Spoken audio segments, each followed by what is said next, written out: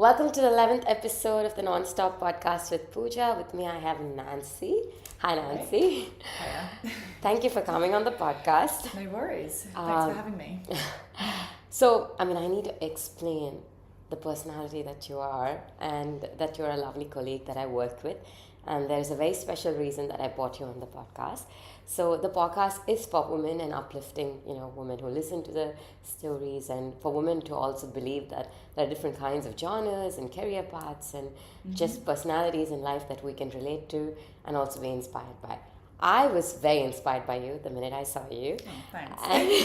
And I thought it was only fair to bring you on the podcast. So I'll let you introduce yourself a little bit.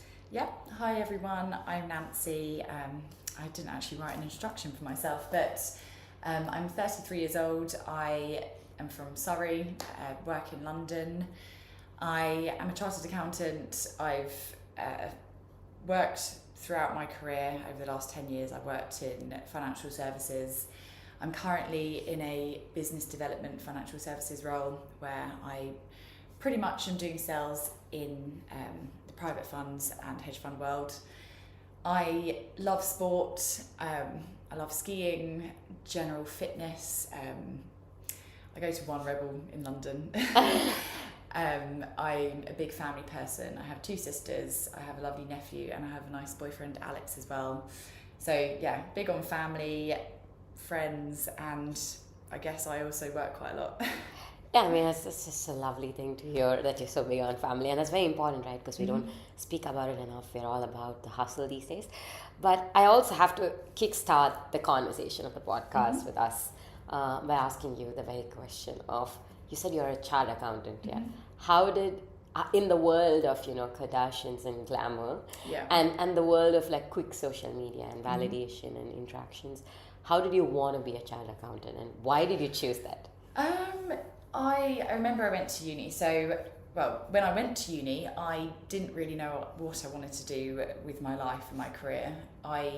Since I was quite young, I always wanted to have my own business, but that doesn't really mean much. You could have your own business doing anything, and I wasn't really too sure. So I did business development at uni, mainly because that was the general route I wanted to go down. And then only in my 3rd year did I pick accounting specific modules, because I realised that to really understand business and to have a successful business that doesn't fail in the first few years, it's important that you understand the finances. So I thought, well, why the hell not? It's a great qualification to have. So after uni, I decided to go down the route of training for my ACCA, which was probably one of the hardest things I've ever done in my life. It taught me a lot about hard work, way more than college or uni did. The exams, I thought at the beginning you could just, do a bit of last minute cramming, revision, but actually you have to study and focus for months before each exam, and I really did learn that the hard way after failing a few exams to start with.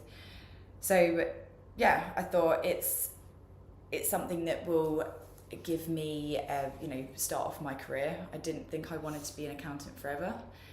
I did do accounting for a good 8 years, but then off the back of that, I moved into a sales role. But what's really helped me with this job is that I understand how to put together a set of accounts, and I understand fund accounting, which is the industry that I work in.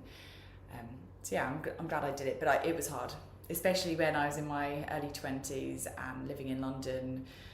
All my friends were going out having fun at the weekends, and a lot of the time I was either at college or studying on top of a full-time job.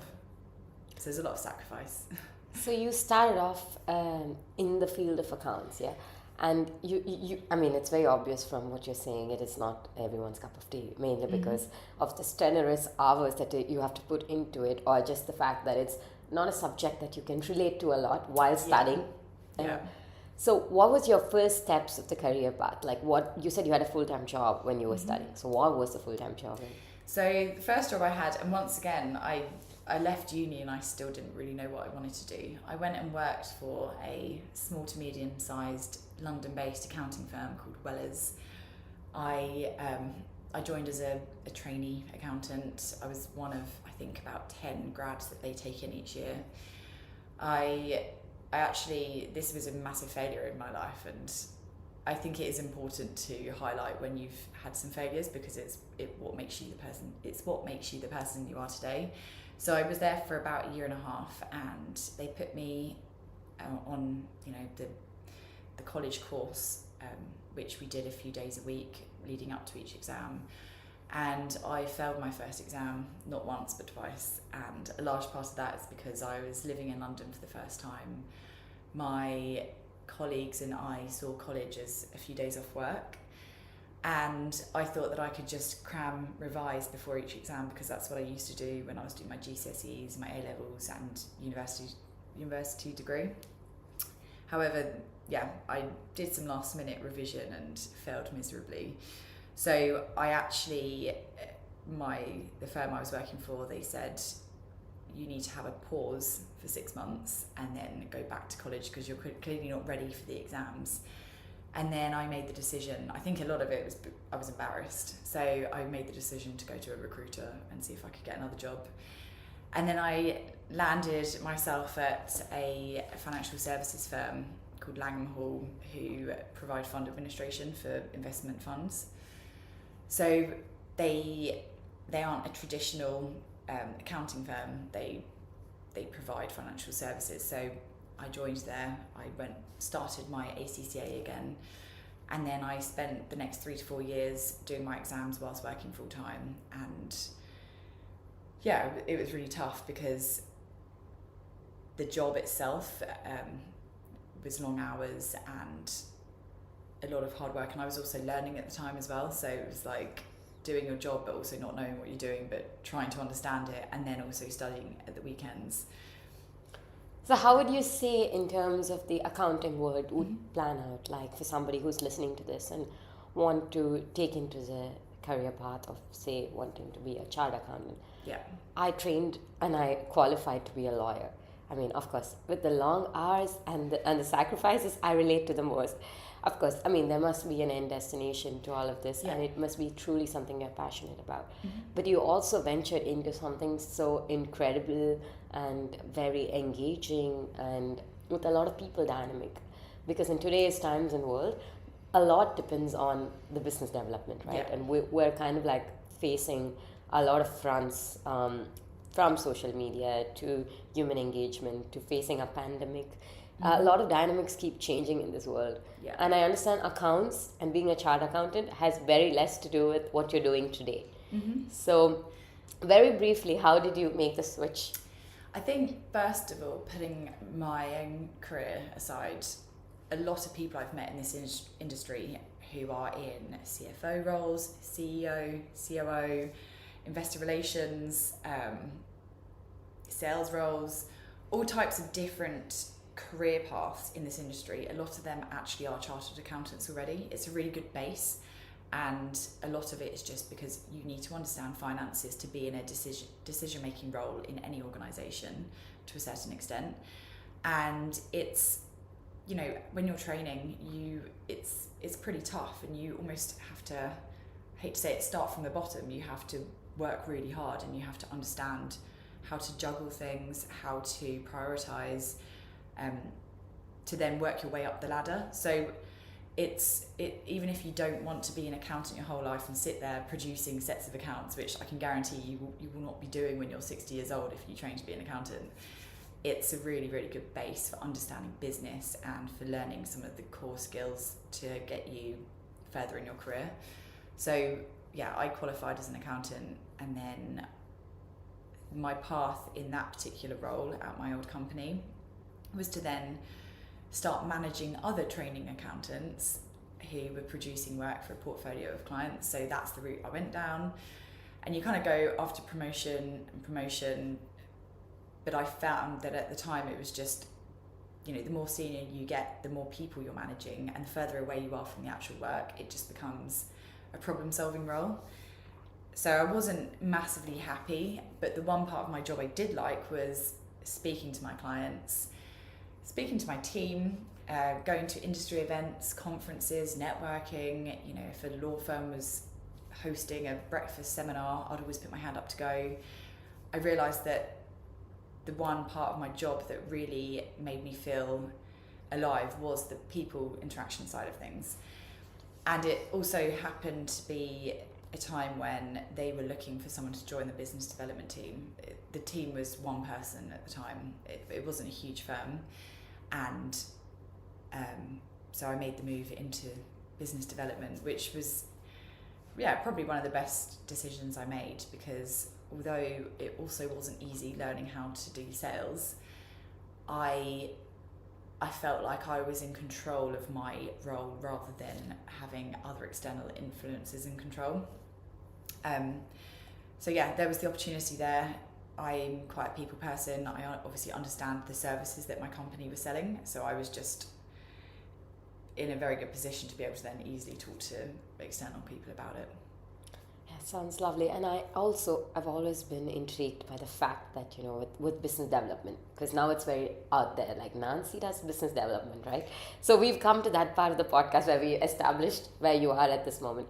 We work with the hedge fund services, and primarily when you work with services and industries such as this, it's so niche to sell something, because with the whole business development facade of things, one would imagine that, okay, there's a product, and it's very hard and fast out there. You can touch it, feel it, sense it. It's very tangible, and then you sell it. In your spokes of work, it seems so invisible, right? Yeah. So how does business development with regards to a fund services work? So it's very different, because whenever friends or family ask me what I do, it's quite hard to explain it in one sentence. So I usually just say financial services sales.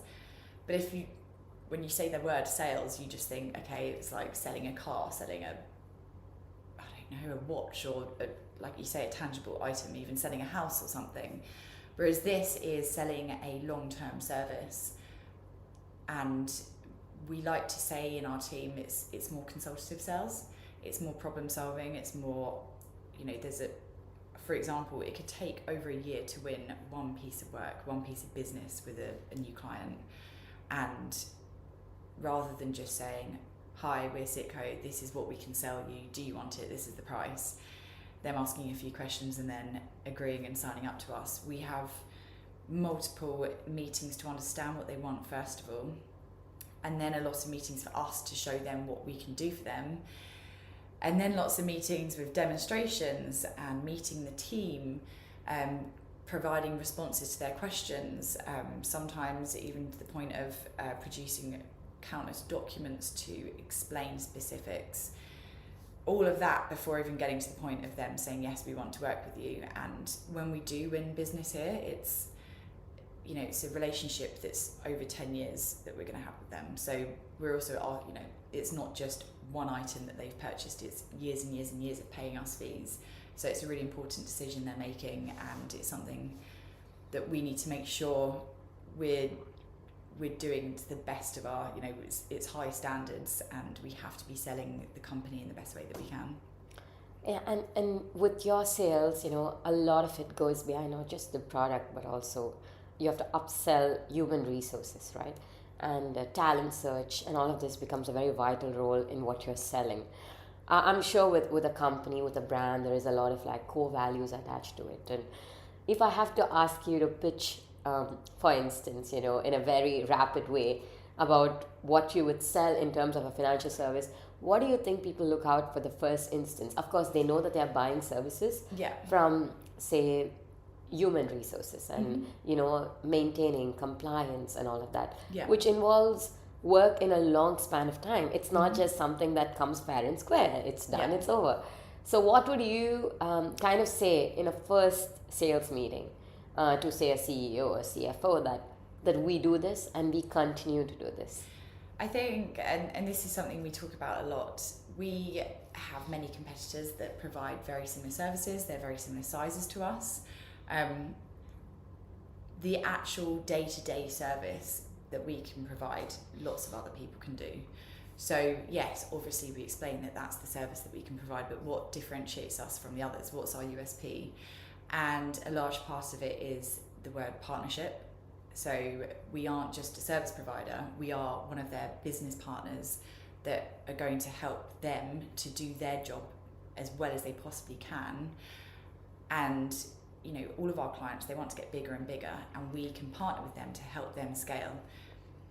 Without going into too many technicalities, for example, this business reinvests a hell of a lot of their profits in their own software and technology, which means that our clients can lean on that to make their own operations a lot more efficient, smoother, streamlined, so that they can focus on growing their business. So it's really important that we show them the value add, rather than, yes, we can produce your quarterly accounting, yes, we can do the reporting to your investors. That's kind of like just half of it. We need to show that we can give them that extra value add that others can't. And in these meetings and interactions, it's really important that you build trust. It's very easy to have a glossy folder showing all the information that you can do, but how do you get that person to actually believe you and trust you? It's all about the people and being honest and reliable, listening to what they want, not just having a one-size-fits-all approach. So building that rapport and trust in the first instance is so important to then get them to understand the value add. Sorry, I feel like I've just rambled on about that. No, but I think, I mean, there's never straightforward answers, right? Yeah. As lawyers and as accountants, we always say it depends, because it's the right answer.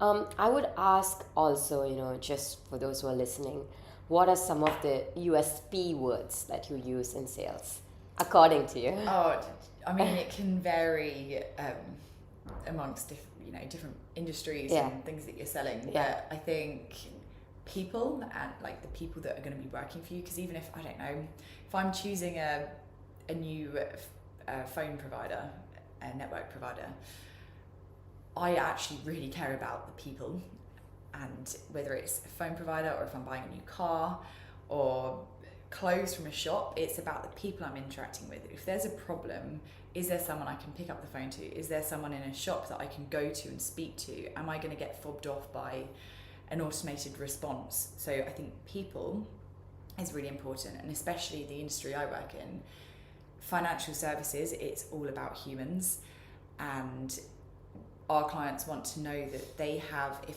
anything's going wrong, if they have any questions, they can pick up the phone and there's someone that knows who they are, understands their business, that they can speak to and problem solve with. So, and I think you can apply this to most industries. So I think people is really important. And I think flexibility, once again, it's not one size fits all.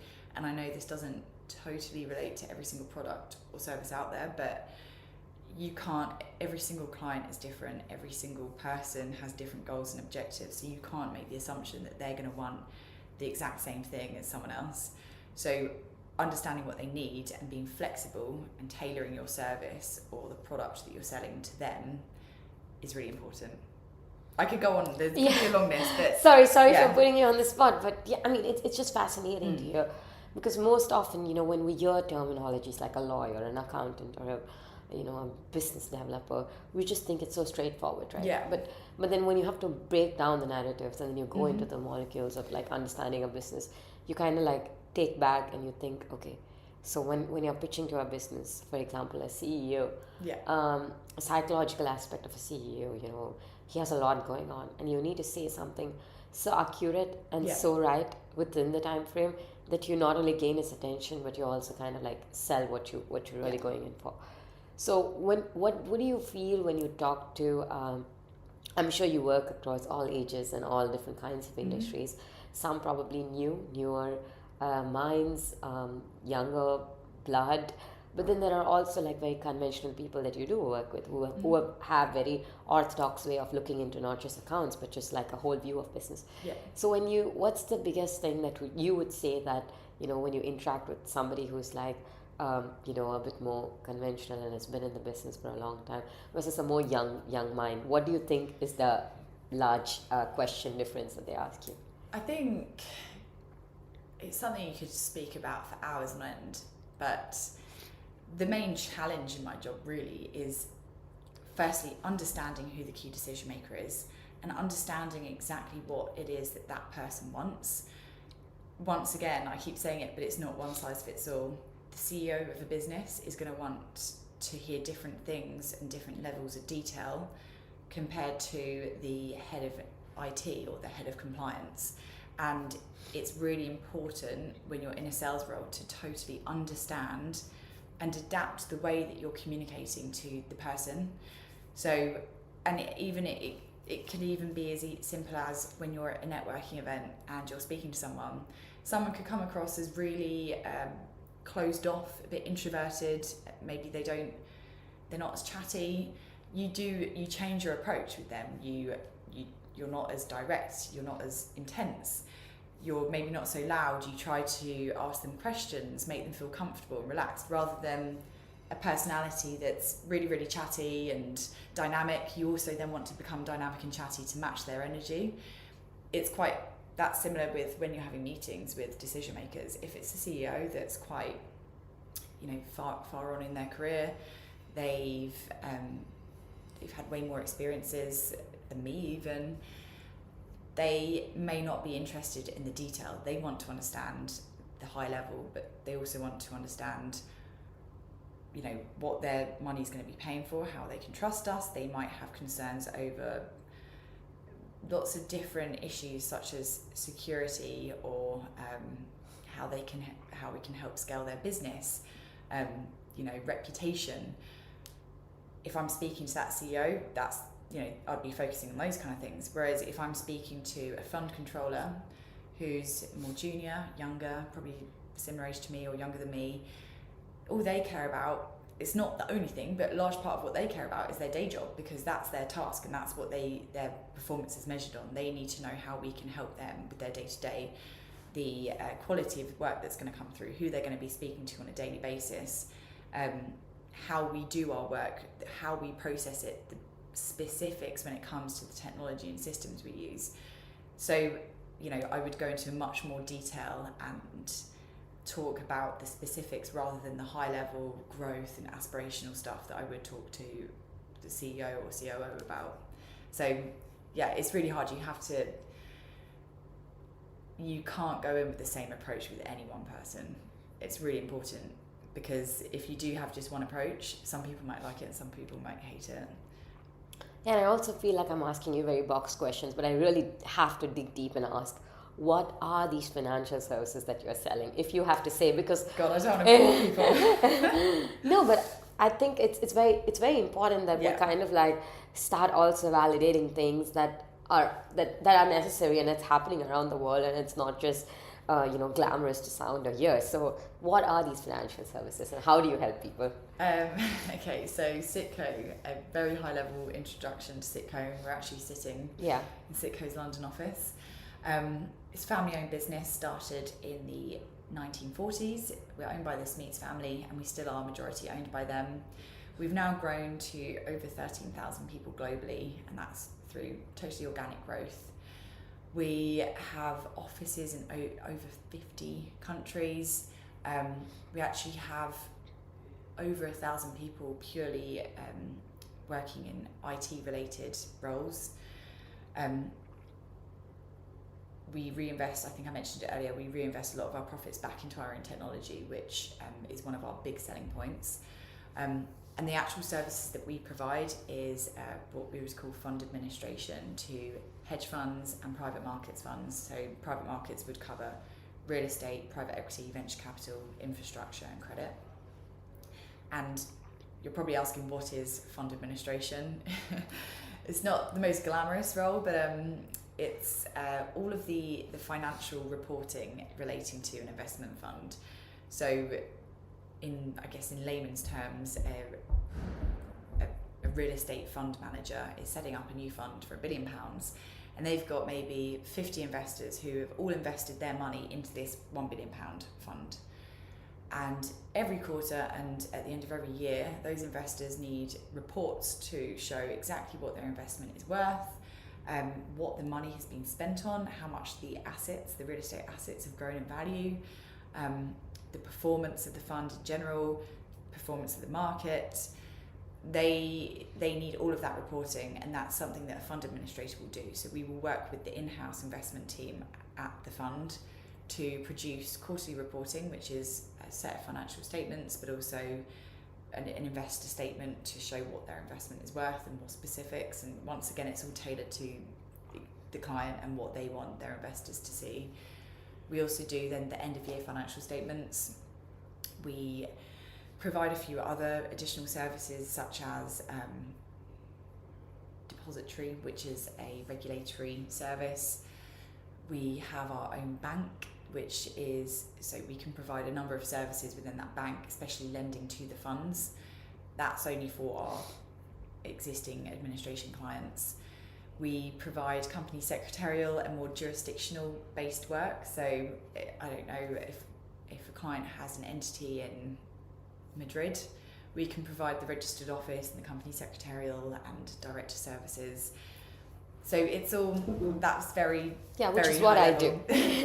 There you go. So it's all very high level, but there's a number of, we are, what we would like to say is we partner with them to provide their specialist support on their financial and administrative needs of the fund.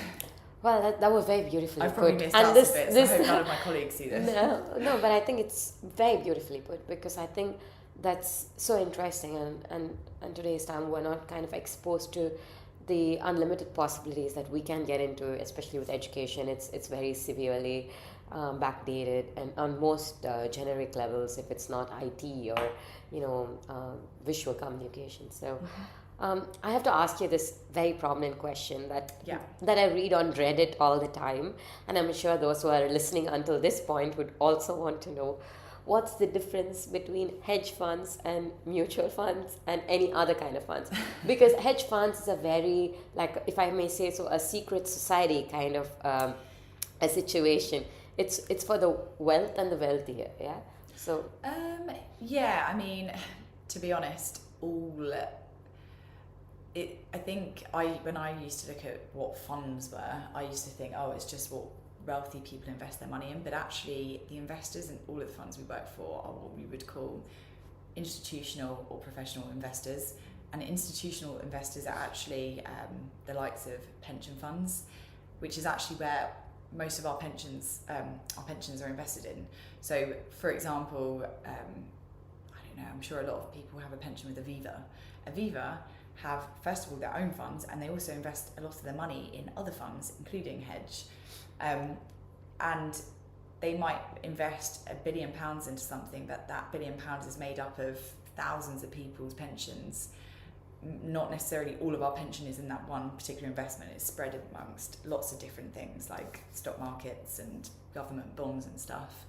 But the actual investors aren't necessarily just like Joe Bloggs from down the street that's just inherited a few million quid. It's actually what we would call professional and institutional investors.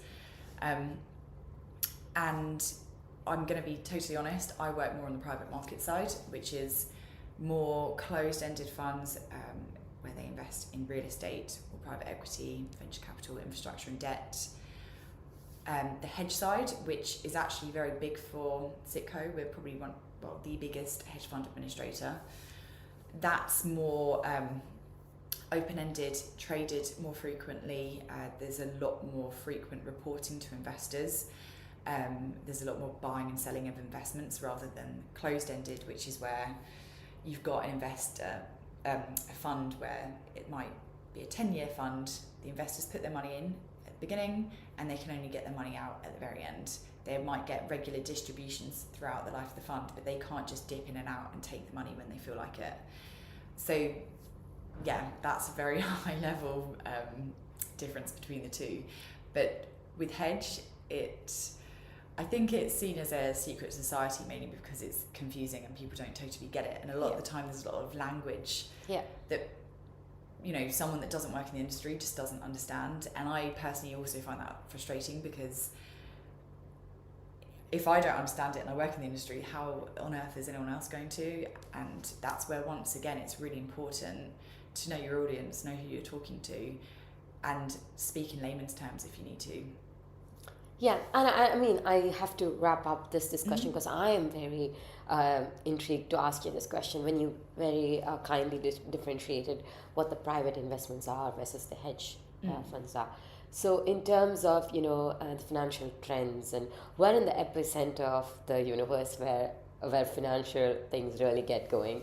We're sitting in London, and a lot of things revolve around because it's one of the most important economies of the world and still will be for a foreseeable future, not just because of the history, but because of the investments that has been made for, age old in London. So what would you say in terms of return on investments, because I'm sure a lot of people listening to podcasts or just in general have businesses and they want to grow their money. And would you say hedge funds are the place where you can grow the money? Or would you say, in a hypothetical sense, it depends because hedge funds is collectively a fund created to diversify the portfolio, and then you expect interim or annual returns, or would you face it that way? I would actually say we've noticed that hedge funds are not performing as well as they used to, and actually there's more growth in private market funds. So in particular, we would say infrastructure and private credit funds. Infrastructure funds, obviously that's just investing in infrastructure assets, whether it's renewable oil and gas type assets, or a railway line, or I'm trying to think of like a basic infrastructure asset, anything that's infrastructure focused, that's doing very well. There are some areas of real estate that are doing very well. Real estate's obviously a bit of a funny area. The last few years have actually been really tough, but there are some pockets of opportunity there. In particular, you've got logistics and warehousing, for example. People have moved away from buying stuff from the high street and they're now buying online. And where do the likes of Amazon and Zara and all the other shops, where do they have so they might have a huge warehouse up north for a lot of their products, but then if they have customers buying stuff in London, they need warehouses just on the outskirts of London. They need places to store their lorries and whatever it is. So logistics, that's always doing really well. Private credit, there's a lot of growth there. That's pretty much lending to all types of customers. So historically, banks have lent money to people, whereas actually you can get private credit funds where maybe it's a startup business or not so, a customer that the bank wouldn't have the appetite for. There's private credit funds that are investing money, and there's a lot of growth there. But for just an individual person, where would you put your money? I mean, a lot of people don't have access to these types of funds. There's a lot of what we call retailization happening, which is where individuals can invest, from a couple of grand upwards into a fund. You'd be called a retail investor. That's happening a lot in funds, and there's a lot of online platforms helping that. I think there's crowdfunding and a few others, but we're going to see a lot more of that coming up because people want to have a slice of the action in these big funds that are performing well. But to be honest, I personally don't have any money, apart from my pension, obviously. I don't have any personal money invested in any crowd funds.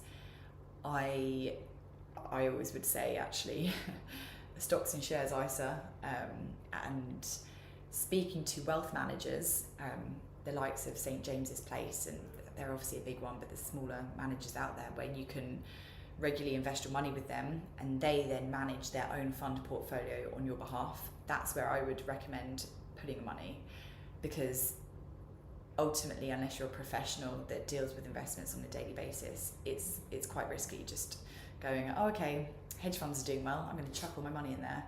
You're better off going through a wealth manager who will know the risk and return. Yeah, and I'm just so mesmerized by all of the world of financial doings and beings, and I have to thank you, Nancy. It has been wonderful. I've learned a lot. I've worked with Citco for 2 years now, And by majority, I've done a lot of legal work and secretarial work, and it's very little that we are exposed to the business in itself. And I'm sure for those who are listening, had an absolutely interesting time listening to it. But of course, in my podcast, we also ended on a lighter note, and most of the women guests that come on the platform, known to me, unknown to me, acquaintance or whatever. And I know as a woman, in today's time, we're kind of like centralized with men, and I don't feel that there are many bridges to fill. But of course, we do draw our inspiration from somewhere, something, some person, some book or some movie. And I ask this to all my guests: what is that one book that changed your life, and what's the one movie that you are attached to? So you would like to say yes? You did ask me this before the podcast. Yeah. I've been trying to think desperately, because I wouldn't say that any one book or film or even person has changed my life. Just in terms of like role models in my life, I genuinely would say probably my parents, and then different people along the way. I think a lot of, in particular, women I've worked with from a young age, they've been role models. To name there are a few clients that I've met that have been really supportive, colleagues. I also worked with a career coach a few years back. She was really helpful with my self-esteem and confidence, because as you can imagine, the finance industry is quite male dominant. I wouldn't say that there are as many barriers to the industry as there used to be, but I think it's also probably just not as attractive to women. You've got certain industries that are more attractive to women and not so much for men. And I think in finance, it's a lot of people in suits. It's a lot of, it looks boring. It doesn't look particularly glamorous. And being in this environment, I really enjoy it. It's super dynamic. And there are some really empowering women that I come across. But yeah, it's important that you find people around you that help build you up and support you and don't put you down. They encourage you. They give you opportunities and praise, and that's men and women, and there are lots of them out there. Sorry, I've just gone on a tangent again. But in terms of my favourite film, I mean, I wouldn't say it's a life changer, but my favourite film is Titanic. It was the first, I'd say, adult film that I watched as a kid, and I loved the whole romance side of it. It was obviously a tragedy. I think I really fancied. I've forgotten his name. Leonardo DiCaprio. How have I forgotten his name? And I just thought it was a great film. I thought Kate Winslet, Rose in it, was amazing. I loved all her outfits, and I just wanted to be her. So that's my favourite film. And then I've got two books. One is it's called The Alter Ego Effect by Todd Herman. It's not a book. It's more of a kind of self-help guide. I actually was recommended by one of my old senior colleagues to read this during COVID when I had a bit of a wobble. I was kind of burnt out at work, and I said, I don't think I'm doing well enough in life. Where am I going? And she said, read this book, because you need to build some resilience and realize, build some confidence. So very high level, the alter ego effect helps you to work, to really look at yourself and understand your skills and weaknesses, and create your work persona. So, I am very friendly and kind with my friends and family outside of work, and I still want to be like that in business. But one of the risks of that is being maybe lacking in boundaries and saying yes to too many things. So it's creating an alter ego in business that's made up of all of my flaws, my great personality traits, negatives, and then also like building something that was going to work for my job. And then the other book is The Boy, the Mole, the Fox and the Horse, which is actually a children's book, but my godmother bought it for me also during COVID, and I'm sure lots of you listening to this podcast know the book anyway. They've also made a little film out of it as well. But the quotes in that, I read through it, and it was after a horrible breakup, and it actually just made me want to cry, a lot of the quotes. So things like, what do you want to be when you grow up? And the boy replies, kind. I know that sounds so silly, but actually if you just go back to the basics, everyone should be kind in life. And there's a lot of people out there that aren't, but the majority of people are. And as long as you approach everything with kindness, I genuinely think that you're going to be okay in life. One of our greatest freedoms is how we react to things. That's something that I've really taken on board, because it's very easy to react quickly with emotions, with anger, with tears, with any types of words. But it's so important that you just stand back and have a think about it, because that's sometimes, everyone's going to have failure in life. It's how you respond to it. But yeah, there's lots of other quotes I could go on about, but I really like that book. Well, Nancy, that was just so therapeutic for me to even hear. And like, I'm gonna pick up some of these books and read it myself.